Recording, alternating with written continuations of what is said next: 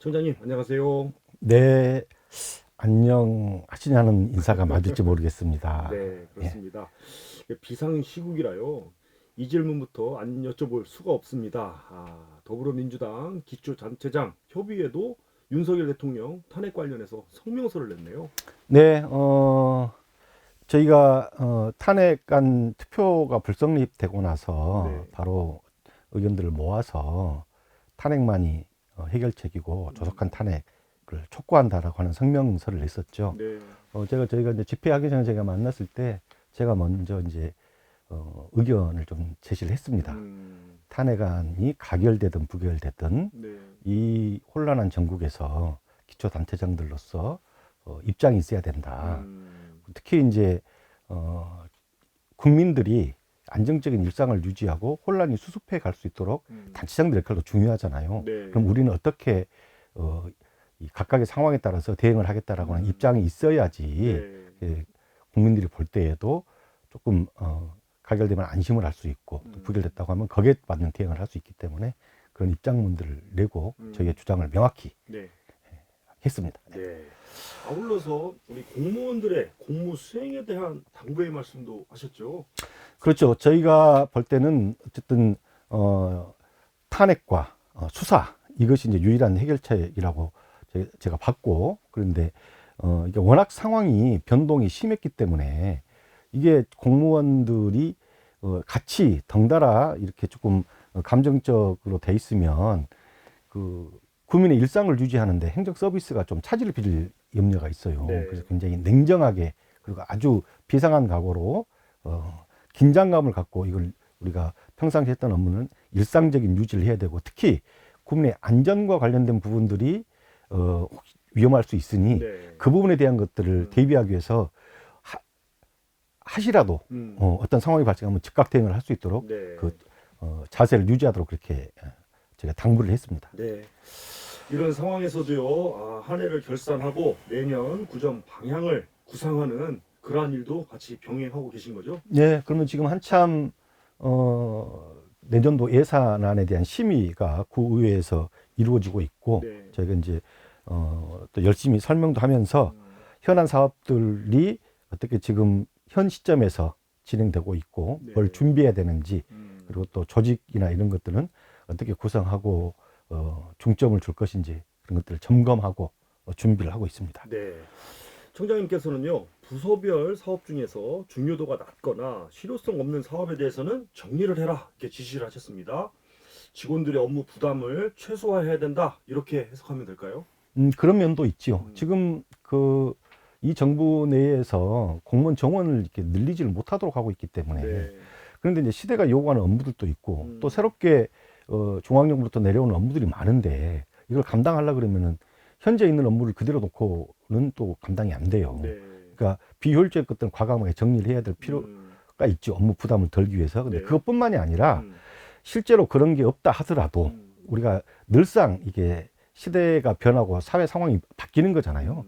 그럼 그런 것에 능동적으로 대처하기 위해서는 비효율적인 것들을 정리를 해야 돼요. 개인도 그러잖아요. 변화에 적극적으로 대응할 수 있어야 개인의 발전이 있듯이 네. 구청도 마찬가지고 사회도 그렇다고 판단합니다. 지자체만큼 국가 정부가 좀 이렇게 했으면 좋겠습니다. 그렇죠. 네. 지금 이게 우리가 아마 대한민국이 지금 완전히 글로벌 경쟁의 한가운데 지금 놓여 있는 거잖아요. 국제사회 경쟁 속에서. 이거를 아마 우리가 준비하고 이 경쟁력을 가지려고 하면 정말 총각을 다투는 이런 네. 중앙에서부터 지방까지 이런 공직자들이나 아니면 이 의사결정권을 가지고 있는 사람들이 정말 긴장하고 지금 이 시기를 보내야 될 상황입니다. 맞습니다. 지역 발전을 위한 혁신 생태계 조성을 강조하셨습니다. 혁신 생태계 조금 생소한데 어떤 의미입니까? 네, 저희가 이제 혁신이란 말을 쓰는 거는 우리가 아까도 말씀드렸지만은 모든 게 다 개인의 삶도 마찬가지로 매 순간 변화가 있는 거잖아요. 네.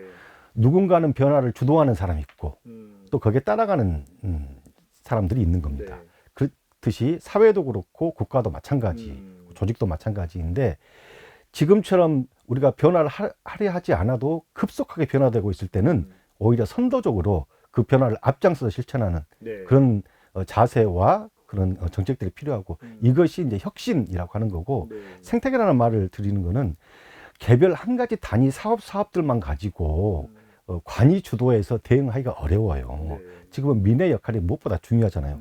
그러면 생태계를 만들어주면 됩니다. 네. 예를 들어서 이게 이렇게 비유를 할 수가 있을지 모르겠어요.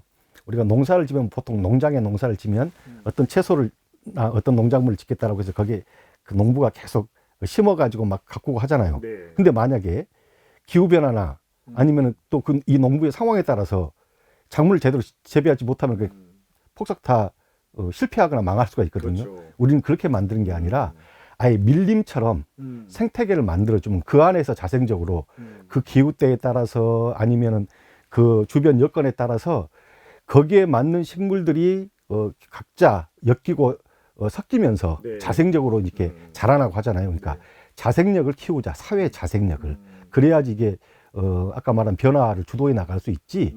그때그때 개별 사업만 가지고는 변화를 따라갈 수가 없어요. 네. 그래서 혁신 생태계를 만들어 주는 것이 우리 사회가 해야 될 일이다 이렇게 생각을 네. 합니다. 의미를 듣고 보니까 굉장히 요즘 시대에 맞는 그러한 적절한 단어인 것 같습니다. 환경 변화에 맞는 공직자의 인식 변화가 필요하다 이렇게 말씀하시는데 자연스럽게 연결되는 부분이 유성구의 4대 혁신입니다. 네. 창업 혁신, 마을 혁신, 돌봄 혁신, 문화 혁신이 올해의 구정 키워드였는데 먼저요 어은 공동의 지속 가능한 혁신 창업 생태계 조성을 위해서 노력하고 계시죠? 제일 아마 그 국민들이 걱정하는 부분이 아마 일자리 문제일 거예요. 네. 실제로는 이게 경제 문제가 가장 중요하듯이 그런데 미래 일자리라고 하는 것들은 새로운 것들은 어떻게 나타나냐? 결국 사람과 기술의 힘으로 나타나는 거거든요. 네. 새로운 변화에 적응하는 거는.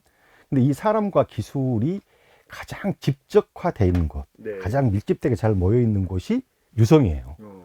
거기에는 좋은 인재들, 이게 대학교들, 우리 카이스트나 국립한밭대학교나 충남대나 이렇게 네. 대학 국립 고등교육기관들이 한 9개 있고 네. 여기 또 대덕 특구도 있고 연구원들이 있고 네. 그렇기 때문에 이런 사람들과 기술력들을 모아서 새로운 창업 생태계를 만들어 주는 것이 네. 이게 미래 일자리와 우리의 지역사회 경쟁력뿐만 아니라 대한민국의 산업과 성장 동력을 네. 맞추는 거다 이렇게 생각하기 때문에 그렇게 해서 저희가 이제 이런 혁신 생태계를 어운동 공동에 네. 카이스트와 충남대고 사이를 만들어보자 하는 거고 그래서 여기에 이제 저희가 벌써 작년 재작년부터 해서 혁신 포럼도 개최하고 네.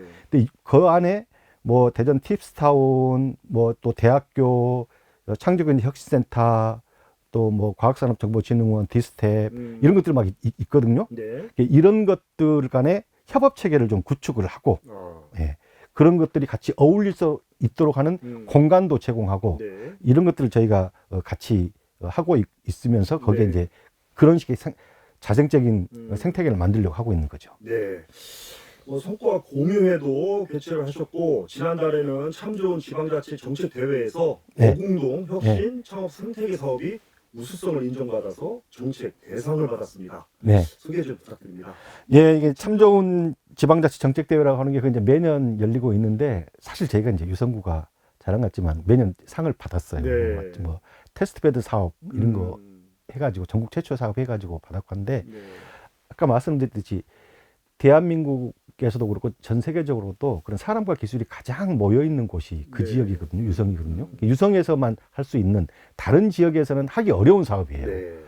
창업혁신 생태계를 만든다고 하는 것이 그래서 이 사례들을 앞서 말씀드린 우리가 포럼 개최하고 우리 성과 공유도 하고 협업체계도 구축하고 그런 공간도 만들고 네. 이런 것들을 하는 것이 이제 인정을 받은 거죠. 네. 이게 이제 지역의 문제가 아니라 국가의 글로벌 경쟁력을 키우는데 큰 성과가 있을 수 있다라고 보고 이제 이게 좋은 정책으로 평가를 받았다고 보시면 되겠습니다. 전국에서 20개의 지자체장이 참여해서 뭐 발표도 하셨는데 직접 하셨습니까? 네, 제가 직접 그 전국의 이제 지자체장들 같이 있는 데서 뿐만이 아니라 거기 이제 국회의원들도 많이 오셨죠. 네. 국회에서 의원회관 그 큰 홀에서 했기 때문에 거기에서 이제 직접 발표하고 사례도 소개하고 네. 예. 유성구의 사례들은 사실은 지역에서 머무를 게 아니라 이게 이제 국가 전체적으로 이런 것들이 좀 번져 나가야 돼요. 네. 그래야 이게 그게 같이 공유를 할 수 있고 음. 또 이런 성과들을 나눌 수 있는 거니까요. 그렇죠. 마을 혁신의 경우에는요, 마을 거점 커뮤니티 공간을 2025년까지 20개소 확충할 계획이라고 발표하셨습니다. 네, 저희가 이제 민선 8기 이제 공약 사항이기도 합니다. 음. 마을 거점 커뮤니티 공간을 20개소 설립하겠다고 해서 네. 작년까지 이제 10개소 했고 올해 지금 7개소 조성을 이제 마무리하고요. 네. 내년에 이제 뭐 세계 유상돼서 음. 충분히 할 수 있을 것 같은데 이게 마을 커뮤니티 공간을 왜 만드느냐? 결국은 이제 요즘 보면은 이게 뭐 숲세권도 있고 뭐 설세권도 있고 뭐 이러잖아요. 네. 마을 단위의 좋은 그 도시 문화가 만들어져야 되고 음. 이거를 통해서 말한 여러 가지 혁신, 돌봄이나 문화나 이런 것들이 또 소통이나 이런 것들이 어울려지거든요. 그러면 사람과 사람이 어울려져서 하려 그러면 공간이 있어야 될 거 아니에요. 어. 어딘가는 모이는 장소가 있어야 그렇죠. 그 안에서 음. 좋은 소통도 하고 좋은 정책도 만들어내고 음. 좋은 문화도 하고 그럴 수 있는 거기 때문에 네. 그래서 이제 커뮤니티 공간을 조성을 하는 거죠. 관에서 일방적으로 주도하는 게 아니라 민관 실무 협의체도 만든다고요? 네, 그 안에서 이렇게 저희가 이 공간이라고 하는 것이 우리가 뭐 건물을 지어서 그 공간을 준다 이런 것도 있지만 원하는 걸 우리가 이제 신청을 받아서 네. 그것들을 하기 때문에 이제 자기 지역에 어떤 데는 이제 아파트 단지 내에서 그 자기들의 공간을 활용을 해주고 네. 또 어떤 데는 이제 지역사회 이제 음. 이렇게 공유 공간 비슷한 데들이 있어요. 그런 데서도 같이 하고 해서 그 공간에 이제 민하고 관하고 같이 네. 어울려서 거기서 음. 그 지역 동네 발전을 위해서 어떤 것들이 필요한지 네. 같이 협의하는 거죠. 알겠습니다. 아이에서 노인까지요, 안정적인 돌봄 체계를 구축하는 게 중요한데 돌봄 혁신에 있어서도 어떤 부분에 주력을 하셨습니까? 제가 이제 돌봄 혁신이라고 하는 것이 사실은 저출생 고령화 여기에서 보면 이 시대적 이 과제를 해결하기 위해서는 돌봄 부분이 해결이 돼야 돼요. 네. 아이들이 지금 출생해 가지고 그때부터 보육과 교육을 하는 이 문제가 해결되지 않고는 네. 이게 출생률이 높아질 수가 없어요. 음. 그리고 지금 고령화는 이제 이미 고령화를 급속히 접어들고 있고 네. 근데 이 고령화 사회의 돌봄 문제가 또 해결되지 않으면 음. 의료의 문제나 개인의 행복의 문제 이런 문제에서 여러 가지 어려움이 따르기 때문에 네. 저희가 그래서 이제 아이 돌봄 관련해서는 우리가 어린이집을 좀 확충을 하고 올해도 이제 7개소 확대를 했는데 네. 내년에도 또 7개소 정도 국공립 어린이집이죠. 네. 그러니까 국공립 어린이집을 좀 확대를 하고 음. 이제 뭐 돌봄 센터 같은 것도 저희가 올해까지 해서 지금 10개 운영을 하고 있는데 네. 26년도까지 해서 한 14개 할 건데 이거는 약간 이제 국비 지원이 좀 되는 부분이어서 네. 국가 중앙정부 좀 지원이 있어야 되고 음. 어르신들 돌봄은 유성구가 전국 최초로 하는 스마트 경로당 네. 이 디지털 사회에 대비하기 위해서 어르신들 디지털 역량이 떨어지면 실제로 재산이 있다 하더라도 디지털 기기를 활용하지 못해 가지고 아주 가난하고 불편한 삶을 살게 돼요. 근데 이 부분을 좀 해결하자라고 하는 거고 그리고 또 하나가 이제 어차피 어르신들은 건강이 중요하니까 의료 건강 관련된 통합 돌봄 사업을 네. 저희가 전국 12개 지자체가 지금 시범적으로 하거든요. 그 중에 유성구가 지금 그 돌봄 시범 사업을 하고 있어요. 네. 그래서 방문 진료도 하고 그리고 또 같은 어르신이 가서 건강 체크도 좀 하고 이런 시범 사업들 다양한 사업들을 의료계들하고 같이 네. 연계해서 하고 있는데 그래도 이 시범 사업 하는 중에 그래도 저희가 굉장히 좀 열심히 노력한 결과 또 시범 사업을 잘했다고 우수 지자체로 해서 이번 달에 12월 초에 상도 좀 받고 했습니다. 네. 제가 어디서 경로당에서 한번 본 건데요. 모든 경로당의 유성구 어르신들이 통합 시스템에서 이렇게 보여주는 영상, 지도자들의 영상을 따라서 체육 활동을 하는 걸 본 적이 있거든요. 그런 것이 스마트 경로당의 일환인가요? 그렇죠. 그러니까 지금 올해까지 120개 경로당이 한 개 화면에 대형 이제 그 TV 같은 거를 놓고 거기서 이제 강좌도 하고 네. 노래자랑도 같이 해요. 네. 노래 경연대회도 하고 윷놀이도 합니다. 네. 특별할 때 그러니까 그렇게 보면 건강 체조 이런 거 하고 그러면 사실 이런 효과도 있어요. 어르신들이 다양한 서비스를 받을 수도 있지만 똑같은 돈을 들여서 120개 경로당인 120개 경로당에서 가서 각각 해야 될 예산이 한 번에 해결이 되는 거잖아요. 그러니까 굉장히 저렴한 비용으로도 굉장히 효과를 낼 수 있는 그런 거죠. 거기에 그리고 이제 어르신들이 그 디지털 기기 쓰는 거 그걸 체험하는 것도 좀 프로그램에 좀 넣고 건강 체크하는 것도 좀 넣어드리고 네. 네, 그렇게 하고 있습니다. 알겠습니다. 마지막으로 이제 문화 혁신입니다. 유성은요 계절마다 특색 있는 축제 사계절 축제가 이미 많은 사랑을 받고 있는데 앞으로 어떻게 업그레이드 될지도 기대가 되는데요. 예, 이제 저희가 이제 관광 특구인 도시잖아요. 네. 그러면 이제 관광 특구면 사계절 다 즐거움이 있어야 될 거 아니에요.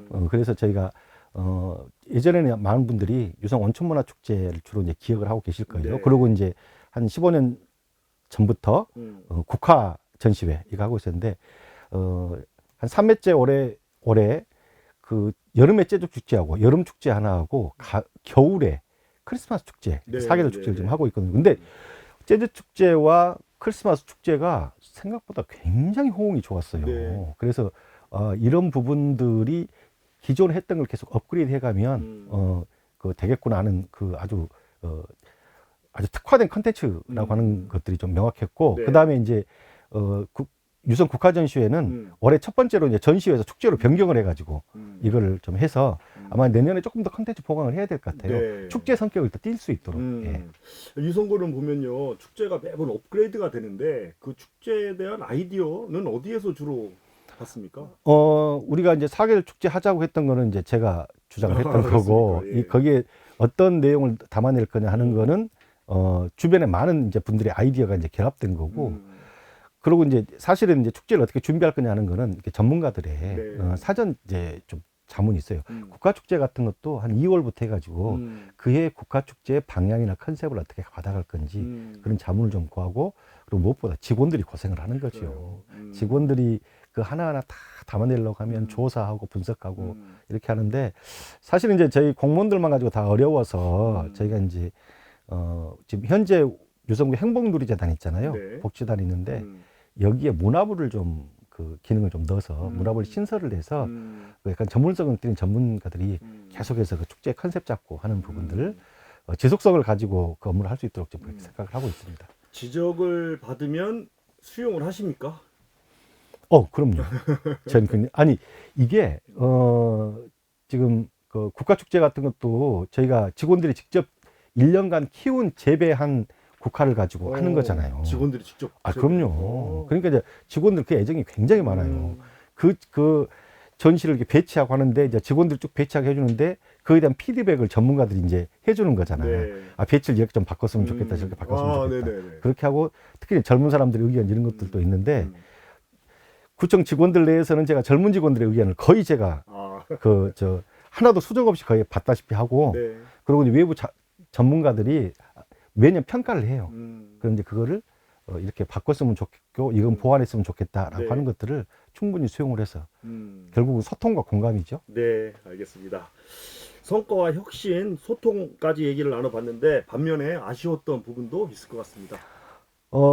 아마 우리 청취자 분들께서는 이제 제가 관광 이제 듣고 말씀을 하시니까 그래도 이제 오래된 이제 호텔들 지역에 알려진 이런 유명 호텔들이 문을 닫고 하는 거에 대한 아쉬움들이 좀 있을 거예요. 네. 사실 이제 저희도 그 유성호텔 이렇게 이제 문 닫고 하는 부분인데 그렇게 봐주시면 좋을 것 같아요. 그러니까 과도기다. 더 업그레이드하기 위한 지금 과도기고 저희가 네. 이제 관광 거점지구 사업이나 이런 걸 통해서 새로운 인프라를 내년부터 좀 조성하고 또 할 거거든요. 네. 그렇게 되면 한 2, 3년 정도 후면 지금보다는 그래도 훨씬 나은 그런 인프라와 환경들을 보실 수 있을 건데, 네. 어쨌든 지금은 그런 온천 관광이라고 하는 것이 시대 트렌드도 그렇고 이게 좀 경쟁력을 좀 잃다 보니까 네.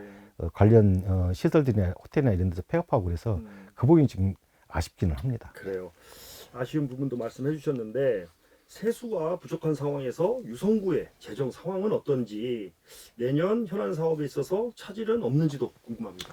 사실 타격이 전국 모든 지자체뿐만 아니라 중앙정부도 그렇고 타격이 심각합니다. 이 세수 네. 감소가 실제로 이제 중앙정부에서 내려오는 예산이 전액 삭감이 된다든가 뭐 이런 그 굉장히 그리고 대폭 축소가 된다든가 네. 이런 게 있기 때문에 제가 대응하기 어려운데, 그 자체에서 사업으로 추진하는 것들은 저희가 지금 삭감하지 않고 가고 있는데 네. 현안 사업들 같은 경우는 다행히 유성구의 이제 구 차원에서 추진하는 사업들 같은 경우에는 뭐 복지관 건립하는 거나 네. 보훈회관 건립하는 거, 그리고 아까 말씀드린 이제 온천 관광 거점지구 하면서 온천문화 체험관 조성하는 거, 네. 이런 거 이미 이제 예산이 확보되어 있는 상황이거든요. 뭐 목재 친화도시 조성사업 이런 것도 마찬가지고요. 그리고 이제 동청사 신성동과 학화동 동청사 건립하는 것도 예산이 이미 확보되어 있는 거고 그렇게 해서 그럼 크게 차질은 없겠습니다. 제가 2020년도 21년도에 세수가 좀 많이 거쳤을 때 그때 지금 재정 안정화 기금으로 제가 좀 비축해 낸 거 있어서 네. 그거를 작년 올해 그리고 내년까지는 좀 그걸 활용할 수 있는 여지가 좀 있어요. 그래서 미리 좀 대비를 해놓은 측면이 좀 있고 광역 사업 중에 이제 뭐 이제 추진되는 것들 큰 이제 유성 터미널 건립이라든지 이런 것들이 그래도 그건 차질 없이 갈 것 같은데 그 외의 사업들이 이제 광역 사업들이 조금 대전시의 재정 압박이 너무 심해서 네. 이게 어떻게 진행될지 그건 조금 우려되는 부분이 있습니다. 네. 예산에 대한 대비도 좀 해놓으셔서 무척 다행입니다. 그리고 유성구는요, 온천지구 관광거점 조성 사업을 통해서 내년까지 총 260억 원을 투입해 유성 온천을 중심으로 관광 인프라를 확충할 계획인데요. 현재 잘 진행이 되고 있는지 유성만의 정체성, 특성이 담긴 곳으로 개발해서 유성 온천의 옛 명성을 되찾을 수도 있는지 궁금합니다. 옛 명성에 있을 때만큼까지는 쉽지 않은 과제이긴 할 텐데 저희가 지금 260억 원을 드리는 사업을 설계를 좀 하고 있습니다. 네. 내년 상반기에 설계 마치고 착공 들어가면 아마 내후년까지 정도 해서 저희가 이제 인프라를 구축할 텐데 네. 관광 거점지구 사업에다 플러스해서 아까 말씀드린 목재 친화도시 조성 사업 또 우리가 저희가 선정이 돼서 네. 국비를 좀 받았기 때문에 이 예산을 같이 곁들이면 친환경적인 부분 힐링할 수 있는 그런 형식으로 체험관도 들어서고 네. 목재거리도 조성되고 그리고 거기에 이제 결국 그런 인프라뿐만이 아니라 하드웨어적인 뿐만이 아니라 소프트웨어 컨텐츠가 좀 같이 들어가야 될 거 아니에요. 네. 그래서 이제 그 컨텐츠들을 같이 좀 집어넣으면 내후년 지나고 나서는 훨씬 좀 달라진 그 온천 문화 힐링과 또 친환경적인 요소가 같이 곁들여지는 그런 온천 관광 도시를 좀 네. 즐기실 수 있을 거라고 생각을 합니다. 알겠습니다. 또 좋은 소식이 있던데요. 최근에 특수영상 콘텐츠 특구 지정 소식이 전해졌습니다. 특구로 지정되면 무엇이 달라지고 앞으로 어떤 기대를 해볼 수 있을지 궁금합니다. 1차 이제 규제 특례를 적용을 받기 때문에 저희가 이제 우리 지역에 그 특수영상 쪽 관련된 인프라가 좋은 인프라가 많이 있거든요. 그것들을 사업화하는데 훨씬 특화 사업화하는데 가능해질 거예요. 오징어 게임 찍었던 스튜디오 큐브가 네. 거기 있고 그렇잖아요. 정보문화 산업진흥원 거기 있고 대덕 특구가 있고 네. 또 여러 가지 아까 말씀드린 그런 인재들이 좀 모여 있기 때문에 이 사람들이 같이 어우러질 수 있게 하는 그런 이제 그 연결도 만들고 네. 공간들도 만들 건데 이게 지금 이제 유성구만 하는 사업이 아니라 네. 사실은 이제 서구하고 같이 하는 거거든요. 그래서 네. 이제 만년동 같은 데는 콘텐츠 기업 지원 센터 네. 이런 것들도 좀 설립이 될 거고 또 월평동에는 청년 콘텐츠 타워 네. 이런 게 좀 연결이 될 거기 때문에 서구 만년동 월평동과 유성구 도룡동에 있는 인프라들을 같이 엮고 네. 거기에 영상 콘텐츠 산업에 이제 고도화를 지원을 하고 이걸 통해서 이제 도시 브랜드를 네. 좀 만들고 이렇게 하죠. 요즘에 이렇게 특수 영상이라고 하는 부분이 영화뿐만이 아니라 굉장히 이게 지금 이 산업이 좀 이렇게 뭐랄까 이렇게 주목을 받고 네.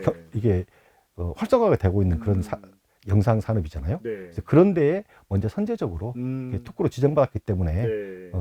아마 이게 이제 결국 국제 경쟁력, 글로벌 경쟁력까지 가져갈 거예요. 우리나라의 특수 영상 산업의 글로벌 경쟁력을 가져가는데 네. 유성구와 서구가 음. 핵심 중심지가 될 수 있다 이렇게 말씀드릴 수 있을 겁니다. 네. 유성구는 대한민국에서도 앞서가고 있고 글로벌화도 되고 있는데 최근에요 이장호 대전시장이 대전 충남 행정 통합을 들고 나왔습니다.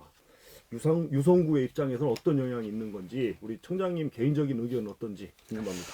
저는 이게 유성구의 입장이라기보다 제가 볼 때는 이게 이제 그 민선 7기 때도 충청권 메가시티에 대한 것들이 4개 시도 간에 이제 합의도 되고 추진이 됐었잖아요. 그래서 메가시티로 가는 방향은 맞습니다. 네. 그리고 민선 7기 때 했던 논의가 좀 더 구체화될 수 있도록 대전 충남 행정통합을 그 얘기를 하면서 거의 물꼬가 첫 시작을 할 수 있었다는 데는 의미가 있는데 네. 근데 이제 그렇게만 가가지고는 그건 그냥 대전 충남만 행정통합 가지고만 되는 걸로는 그거는 아무 효과나 그게 이제 최종 목표가 아니기 때문에 네. 제 개인적인 생각이건데 이게 행정통합의 문제가 아니라 이게 메가시티로 가려고 한다고 하면 네. 이거는 국가 전체 차원에서 한번 큰 틀에서 접근을 해야 돼요. 이게 그 메가시티 큰 도시가 만들어지는 건데 이게 그 지역적인 것 또 경제적인 이게 생활권과 경제권이 어떻게 형성되어 있느냐에 따라서 시도 간 경계를 이렇게 좀 넘어야 되는 네. 거거든요. 예를 들어서 충남도 같은 다 충남이 아닐 거고 충북도 다 같은 충북이 아닐 거란 말이에요. 도시 네, 기초 네, 단체가 처해 있는 입지가 그러면 그런 부분들을 넘어서서 어떻게 이게 경계를 만드는 것이 타당한지. 근데 이게 자칫 이게 정치적 이해관계가 지역적 이해관계가 이게 충돌하다 보니까 네. 이게 논의가 되기가 쉽지가 않아요. 그래서 국가적인 큰 틀에서 개헌이라 이런 걸 헌법 뭐 개정부터 같이 보면서 우리나라 행정 체계가 지금 현재와 같은 행정 체계가 맞는 거냐, 네. 그걸 좀 3단 행정 체계가 맞는 거냐를 봐야 되는 거고 지역적으로도 아까 말씀드렸듯이 과연 충남의 저 위에 있는 도시와 이 아래에 있는 도시가 과연 연계성이 있냐. 네. 오히려 저는 좀 공격적으로 생각하면 전북의 일부분을 합치고 충남의 또 일부분은 경기도 쪽하고 합쳐질 필요성도 있고 국가 전체 차원에서 이거를 지도를 놓고 본다 그러면 경제권을 중심으로 지역 특성을 중심으로 이게 메가시티가 형성돼 주는 게 그리고 그 특성을 지원할 수 있는 배후 시설을 어떻게 만들어줄 것인지 네. 이런 게 중심이 돼서 논의가 돼야 정치적이거나 지역적 이해관계를 떠나서 논의를 할 수 있지 않을까 네. 그렇게 생각을 합니다. 논의 과정도 없이 너무 빨리 이 얘기가 불거져 나왔다 이런 느낌이 좀 드네요. 그렇죠. 이게 그 2026년 지방선거 때 그 행정의 그 단체장을 하나 뽑는다. 그거는 맨 나중에 얘기예요. 네. 그 부분부터 논의할 사안이 아닌 거죠. 알겠습니다. 민선 8기 이제 3년 차를 마무리하고 4년 차를 맞이합니다. 공약에 대한 점검도 해 보셨을 텐데 전반적인 이행률 어떻게 평가하십니까? 지금 한 70% 정도 저희가 이행이 됐는데 저희가 이제 제가 이제 재선을 하다 보니까 광역 단위의 공약들을 좀 해놓은 게 있어요. 네. 이제 이런 부분들이 사실 이제 광역지자체 대전시 정도 차원에서 진행돼야 될 것들이 그게 이제 생각보다 조금 더딘 부분이 있어서 네, 네, 네. 그런 부분들을 조금 속도감 있게 좀 할 수 있도록 해야 되는데 이렇게 전국이 혼란스러워서 이게 네. 어떨지 모르겠어요. 유성의 큰 사업들, 안산 산단 문제, 네. 대전 교도소 이전 문제 이런 큰 문제들이 사실은 네네. 중요한 과제이거든요. 공약을 잘 이뤄내고 정책을 담아내기 위해서는 직원들과의 소통도 중요한데요. 아까 MZ 세대들의 직원과의 소통도 말씀해 주셨는데 잘 하고 계시다고 생각합니까? 노력을 열심히 합니다. 즉, MZ 세대나 젊은 세대들이 보는 것과 제가 생각은 다르겠지만, 네. 그래도 그런 정기적인 그런 소통의 자리를 마련해요. 네. 그리고 이제 그 직원들이 비단 저하고만이 아니라 사실 이제 고참 공무원들과 신규 공무원들 간의 소통도 중요하잖아요. 그래서 혁신 주니어 보드 이런 거는 저연차 공무원들 8, 9급 중심으로 해서 네. 꾸려서 그들이 제안하고 조직 문화나 아니면 사업이나 그래서 그렇게 해서 벌써 3기 이제 시작됐네요. 네. 알겠습니다. 인사를 하면서 총장님만의 원칙이 있다면 무엇입니까? 인사뿐만이 아니고 제가 이제 구정의 의사결정을 할 때 가장 중요하게 생각하는 게 내 입장에서 결정을 하는 게 아니라 이 도시가 무엇을 필요로 하는지 우리 구민들이 무엇을 필요한지 이 관점에서 정책을 합니다. 네. 정치적으로 내가 뭐 성과를 내거나 정책 포장을 하기 위한 사업들 저는 하진 않아요.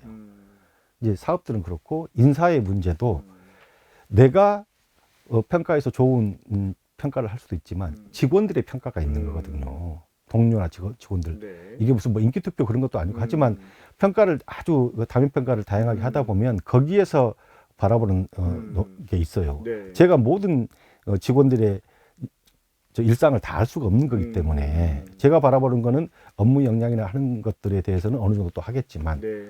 직원들의 부서장이 평가하는 거, 동료들이 평가하는 거, 하급 직원들이 평가하는 것들도 각각 다르거든요. 네. 실은 이제 그것을 존중해 가면서 결정을 하려고 이렇게 하고 있습니다. 네. 지역 경제 활성화를 위해서는 관광객의 유입이 중요한데요. 유성에 오시면 꼭 이곳만큼은 가보셔야 된다라고 추천하실 곳이 있다면요?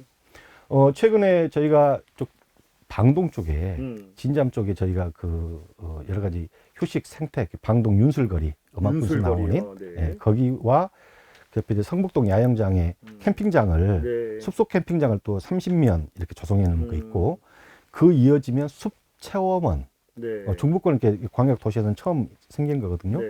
그쪽에 가면 좀 힐링하실 수 있어요. 그런 걸 맛보는 것도 괜찮고 유성이라고 하는 데가 아까 말씀드렸듯이 사계절 축제가 열리고 있습니다. 네. 하고 있기 때문에 그런 시기에 오시면 훨씬 다양한 볼거리들이 많아요. 네. 그러니까 당일 오신 분들 말고 여기서 이제 그 타지에서 여기에 직업적으로 직장 일로 이제 발령받아서 이렇게 좀 여기서 거주하면서 사시는 분들 있잖아요. 네. 그분들 얘기 들어보면 이렇게 살기 좋은 도시 처음 봤다 이런 얘기가 있어요. 네네네. 그러니까 한번 잠깐 보시지 말고 자세히 보면 훨씬 재밌고 예쁜 도시. 네. 식구의 표현처럼 그러니까 오셔서 유성의 구석구석을 보시면 네. 훨씬 다양한 즐거움과 또 개인의 재충전에 굉장히 도움이 될 거예요. 알겠습니다. 이야기를 나누다 보니까요, 시간이 다 되어 갑니다. 내년 구정 목표 세우셨을 텐데 무엇입니까? 예, 이제 민선 8기 이제 하반기로 넘어가기 때문에 이제 결국은 이걸 이제 일의 성과도 좀 도출해야 되고 일도 좀 이렇게 마무리 정리도 하고 해야 되는데 사실 그것보다는 지금 우리 사회가 국정이 너무 혼란한 거잖아요. 네. 이 시기에 더 이상의 이제 이런 국격의 추락이나 이런 것도 방지해야 될 것도 저희 지자체도 책무가 있습니다. 그러면 아까 말씀드린 4대 혁신이라고 해서 유성이라고 하는 도시가 글로벌 경쟁력을 갖는 도시로 그냥 지역 내에서의 조금 살기 좋은 도시가 아니라 글로벌 경쟁력을 갖는 도시로 발전하는 실제적인 성과를 낼 수 있도록 네. 그래서 국가 성장에 밑받침이 되고 밑거름이 될 수 있는 그런 역할을 할 수 있도록 네. 그렇게 내년에는 성과를 내도록 하겠습니다. 네. 끝으로 유성 국민에게 한 말씀 남겨주세요. 예, 정말 힘든 한 해를 보내고 계십니다. 또 이 겨울을 어떻게 지내느냐에 따라서 또 국민의 삶이 또 국민들 전체의 삶이 달라질 겁니다. 제가 할 수 있는 제 역할을 최선을 다해서 할 것이고 우리 국민들께서도 결국은 이 국민들의 단합되고 또 통합된 힘으로 우리가 위기를 극복할 수밖에 없기 때문에 위기가 곧 기회일 수 있다. 기회로 만들어야 된다 하는 그런 마음 자세로 힘들지만 같이 힘 합쳐서 위기를 잘 극복하도록 하고 겨울도 건강하게 잘 나시기 바랍니다. 네, 알겠습니다. 유성 방동의 윤술거리, 성북동 캠핑장, 숲 체험원 그리고 사계절 축제에 많은 분들이 찾아주시길 기대하겠습니다. 오늘 말씀 여기까지 듣겠습니다. 감사합니다. 네, 고맙습니다. 정용래 유성구청장이었습니다. 인터뷰 오늘 준비한 내용 여기까지입니다. 함께해 주신 여러분 고맙습니다.